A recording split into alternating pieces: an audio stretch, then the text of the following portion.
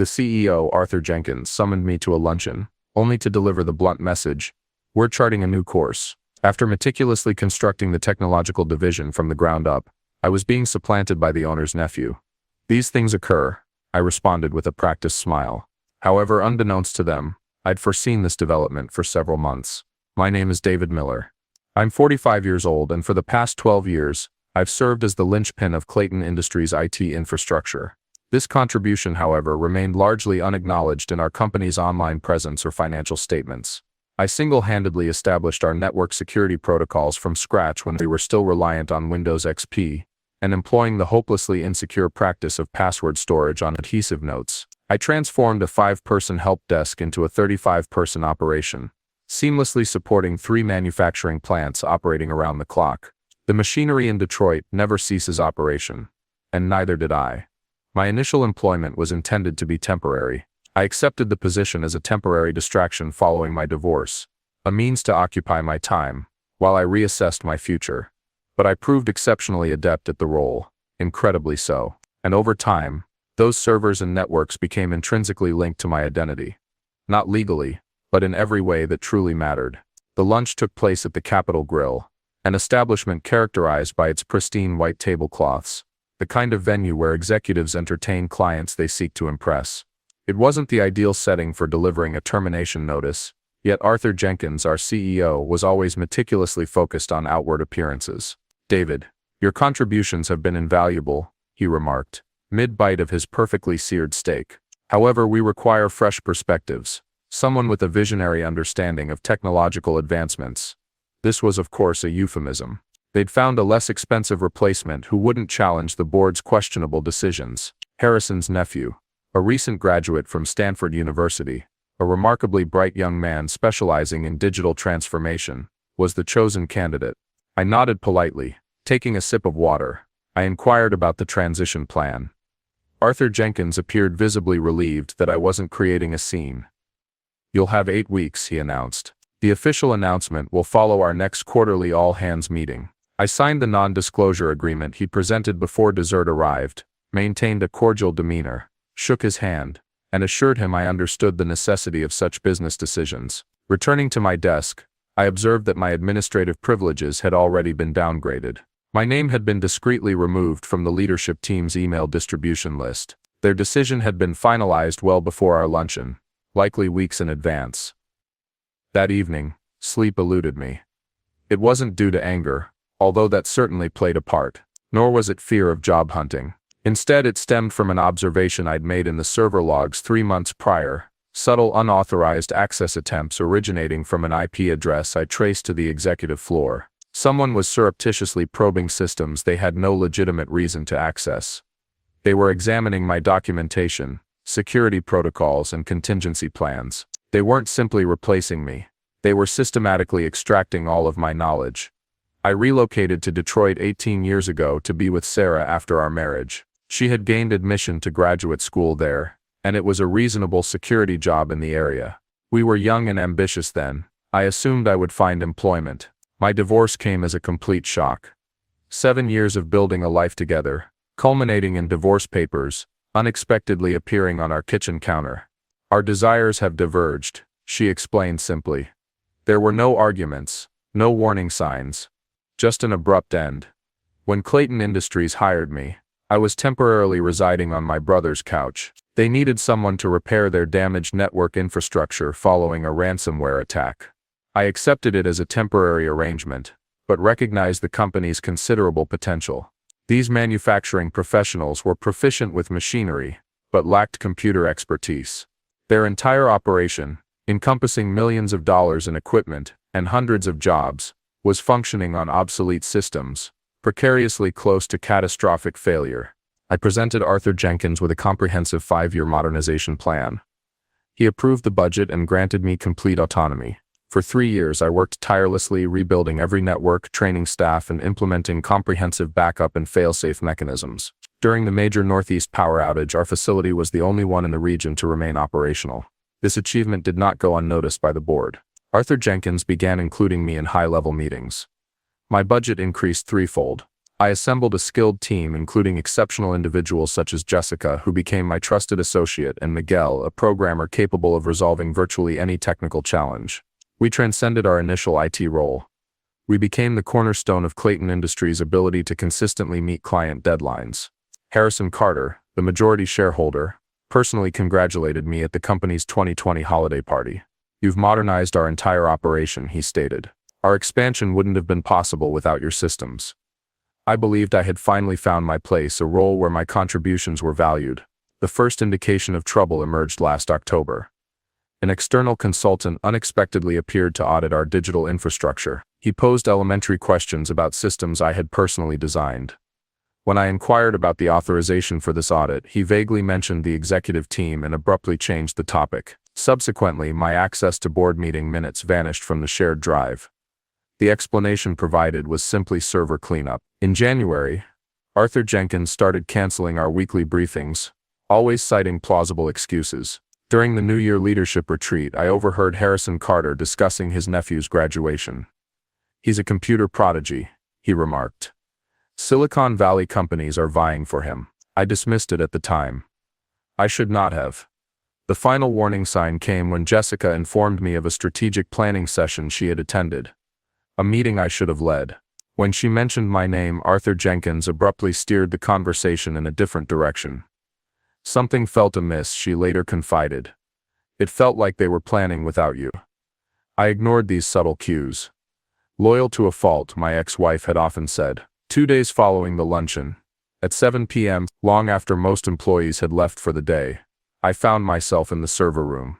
The gentle hum of the machinery had always been soothing. These server racks, the flashing lights, the cooling systems, I had personally selected every component. I had meticulously designed the redundancies. This was my domain. I ran my hand along the edge of the main console. 11 years of my life encapsulated within these walls. Working late, I turned to see Ethan Reed, Harrison Carter's nephew, standing in the doorway. He was impeccably dressed, sporting an expensive timepiece, exuding an air of casual confidence. He couldn't have been older than 32. "Just routine checks," I replied. "Do you need something?" "Getting acquainted with the surroundings," he responded, entering as if he already owned the space. "Arthur mentioned you'd be giving me a tour soon." "Did he?" Ethan carefully examined the server configuration. "Impressive setup," he commented. "A bit old-fashioned, but robust." Old-fashioned. I had upgraded these systems just 9 months prior. "Your documentation is comprehensive," he continued. "I've been reviewing your protocols. I have some ideas for modernization." He spoke as if he were doing me a favor. "I look forward to hearing them," I replied, the words tasting like ash in my mouth. 30 a.m. That night, I drove to the lakefront, parking at our former sunset viewing spot. The water was inky black beneath the winter sky. I reflected on the day Arthur Jenkins promoted me to director. "You're the backbone of this place," he'd declared. "We can't function without you." Turns out, backbones are replaceable. Miguel was already at the coffee shop when I arrived the next morning. Dark circles under his eyes. He knew something was amiss. "They're phasing me out," I stated directly. He nodded slowly. "I suspected as much. They've been asking peculiar questions, having me explain your systems." "When did you notice?" "A couple of weeks ago," I replied. He gazed at his coffee. "I'm sorry, man. I should have informed you." I didn't blame him. Miguel had children and a mortgage to consider. "What's your plan?" he asked. I hadn't formulated a plan until that moment. But as I sat there, observing the early morning commuters hurrying past, a sense of clarity washed over me. A feeling I hadn't experienced since discovering Sarah's divorce papers. "They believe everything is in the documentation," I said quietly. "But we both know that's not true." Miguel leaned forward. "The proprietary tools, the workarounds." I nodded. "The custom patches not documented in any manual. The custom monitoring system, the client interface that no one else fully understands." "David," he began. "I won't engage in sabotage," I interrupted. "But I won't surrender what's rightfully mine either." Miguel studied me for a moment, then nodded in understanding. "I require copies of everything I personally developed," I stated, "and I need to know who remains loyal." The official announcement arrived during the all-hands meeting the following week. Arthur Jenkins stood at the podium, extolling the virtues of exciting transitions and fresh perspectives. Ethan stood beside him, offering polite smiles at appropriate intervals. David has been instrumental in developing our IT infrastructure, Arthur Jenkins said, pointedly avoiding eye contact with me, and we're grateful for his contributions as he facilitates the transition to Ethan's leadership over the next 8 weeks. A murmur rippled through the room. Most of the IT team appeared shocked. Jessica's eyes met mine from across the room, silently questioning. I offered a barely perceptible nod. Following the meeting, I requested a private meeting with Arthur Jenkins and Human Resources, pointing out that several systems Ethan would be inheriting were developed outside of regular work hours, using my own personal development framework. The employment contract is unambiguous, Diane from HR stated, sliding a document across the table. Anything developed during your tenure is company property. Not everything, I countered. The System Sync interface predates my employment at Clayton Industries. I licensed it to the company, retaining ownership. It's clearly stated in the original agreement. Arthur Jenkins shifted uncomfortably. That was 12 years ago, David. The company has undergone significant changes. So has System Sync, I replied. Every update, every integration was built upon my original code. I leaned forward. I'm not attempting to be difficult. I simply seek appropriate compensation for my intellectual property. Arthur Jenkins and Diane exchanged glances. We'll investigate, Arthur Jenkins finally conceded. In the meantime, please focus on the transition with Ethan. I recognized that look. They were stalling. The following morning, my access to the development servers was restricted. Security protocol during transition periods, the automated email read. Ethan called a team meeting without inviting me. When I arrived uninvited, he seemed annoyed but quickly recovered his composure. David, glad you could join us, Ethan said. I was just outlining some modifications to the network architecture. I leaned against the doorway. Interesting. Which architecture specifically? The primary production floor systems, he stated confidently. We're streamlining the protocols. Those protocols prevent machine failures under peak load, I said calmly. They're custom designed for our equipment. Jessica interjected. They're not workarounds. They're necessary adaptations for our specific hardware. David designed them following the 2019 failure. The room fell silent. Ethan's confidence faltered momentarily. Well, I appreciate the historical context, but we're proceeding with the streamlining, he said, turning to the whiteboard, effectively dismissing me. Later that day, I received an email from the legal department. The company was asserting full ownership of all systems, including System Sync, citing a clause regarding integrated technologies becoming company property. They offered me a technology acquisition bonus of $7,500. The true betrayal occurred the following day. I discovered that Ethan had scheduled one-on-one meetings with each of my team members, not for transition discussions, but for full job performance evaluations. He was assessing who to retain. Miguel texted me afterward, inquiring whether my systems were truly necessary, or simply overly complex, clearly fishing for criticisms. That evening, I received an email from one of our suppliers in my personal inbox. They were confused about a new licensing agreement, sent by Clayton Industries, one of which I was entirely unaware. I reviewed the document. Arthur Jenkins had signed an agreement transferring all my custom supplier integrations to a third-party vendor, a startup founded by Ethan's former classmate. They weren't merely pushing me out. They were dismantling everything I had built and selling it off piecemeal. When I attempted to access the backup servers to retrieve my original code, I found my credentials completely revoked. The game was afoot. I needed leverage, and I needed it quickly. Clayton Industries hadn't merely acted carelessly. They had been meticulously calculating.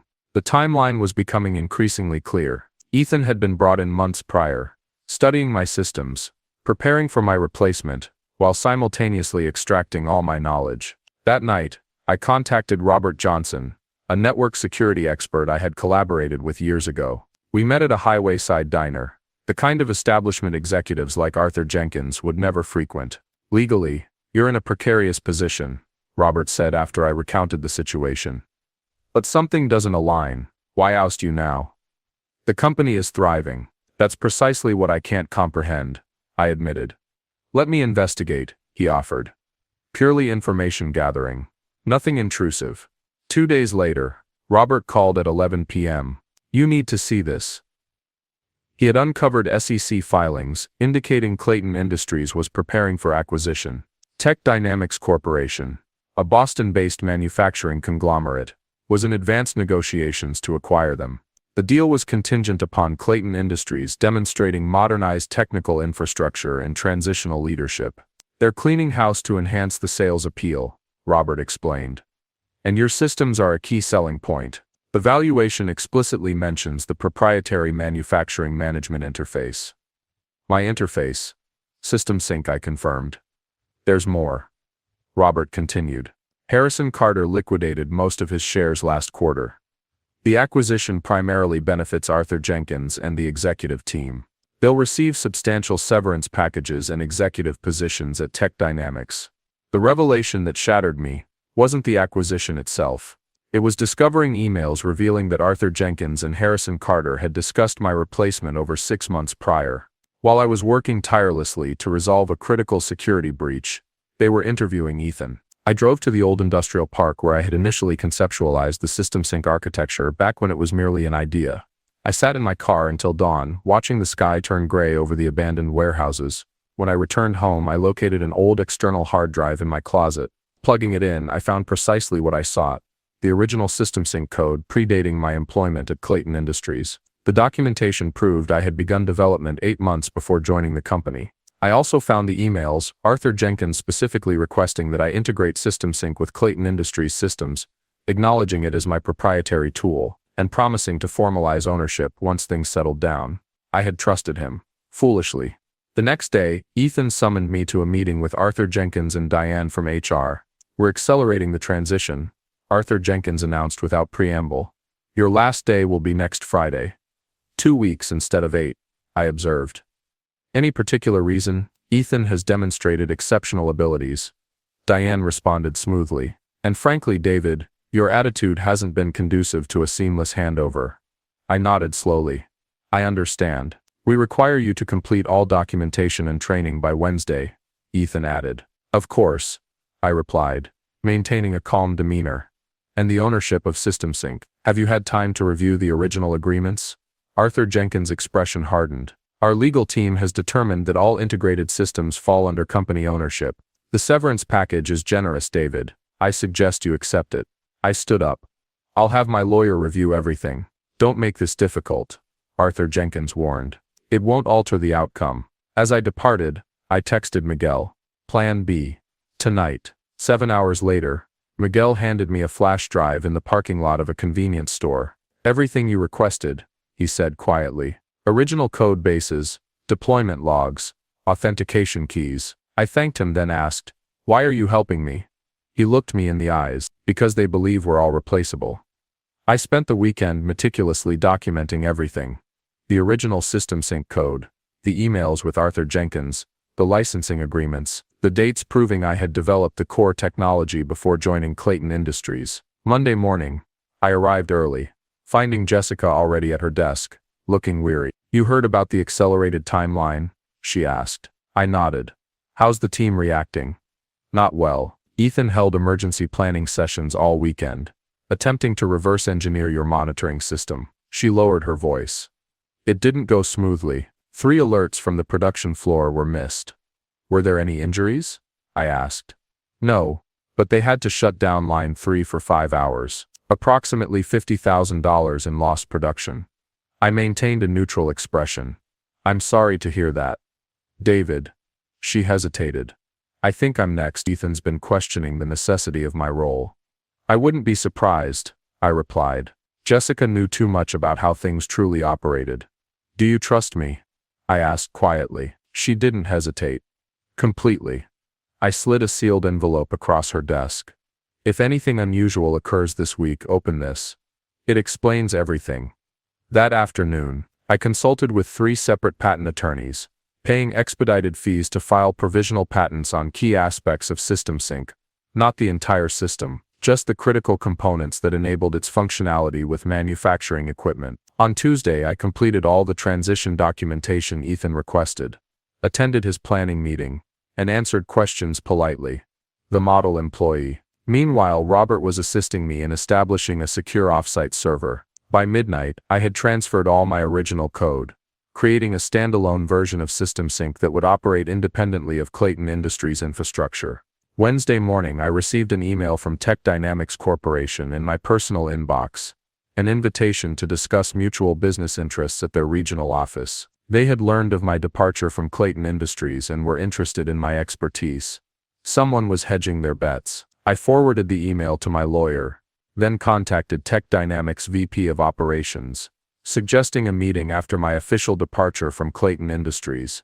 He readily agreed. That night, I executed the pivotal part of my plan. Using the access credentials Miguel had provided, I updated 3 critical components of SystemSync. I added digital signature verification to detect unauthorized code modifications. I set the license to expire in precisely 9 days, the day after my official departure. I created a clean, legally sound transition path. The system would continue functioning if a proper licensing agreement was signed. Nothing destructive. Nothing malicious. Simply protecting what was rightfully mine. On Thursday, Ethan summoned me to his office. "Some team members say you've been acting strangely," he stated. "Anything I should know about?" "I'm simply focused on completing everything," I responded. He studied me suspiciously. "We're changing all system passwords and access credentials tomorrow after your departure." "Standard procedure." "Makes sense," I replied. "Although it wouldn't affect SystemSync's core functionality." "Meaning?" he pressed.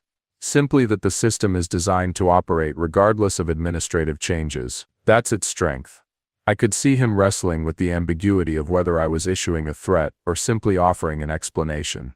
He chose poorly. "I think we're done here," he said, dismissing me. "Legal will meet with you tomorrow for final paperwork." As I left, Arthur Jenkins passed me in the hallway. He offered a barely perceptible nod. 11 years reduced to that. By midnight, everything was in place. I sent one final email to my private server. Verification sequence Alpha 7 complete. The countdown has begun. Friday morning, I returned my badge, signed the exit paperwork, and declined the celebratory luncheon Ethan had organized, much to Arthur Jenkins' visible relief. As I walked to my car, Miguel called. "It's done," he said. "Ethan just changed all the admin passwords. They're conducting a full system review this afternoon." "Thanks for the update," I replied, maintaining a neutral tone. "What happens now?" he asked. "Now we wait." I spent the weekend at home, ignoring calls from unknown numbers, sleeping better than I had in months. 17 a.m. precisely when the production floor transitioned to peak operation, the SystemSync instance across Clayton Industries' 3 facilities displayed the same message. "License expired. Please contact the developer for renewal." 20 a.m. the first production line had halted. By 9:45 a.m. all 3 facilities were offline. 30 a.m. Arthur Jenkins called me personally.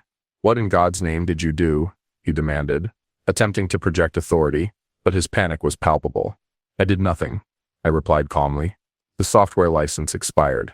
As the developer and owner of SystemSync, I'm happy to discuss renewal terms."